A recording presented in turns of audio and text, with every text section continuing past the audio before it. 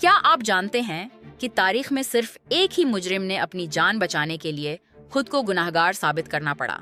हांस one मीगरन एक Dutch फनकार था जिसने इतने शानदार जाली वर्मीर पेंटिंग्स बनाए कि नाजी लीडर हरमन ग्योरिंग ने लाखों में खरीदे। वो 17वीं सदी के कीनूस इस्तेमाल करता और रंगों को फॉर्मल्डिहाइड से पुराना बनाता था। जंग के बाद उसे गद्दारी के इल्जाम में गिरफ्तार किया गया क्योंकि उसने दुश्मन को डच सकाफती खजाने बेचे थे। सजा मौत थी।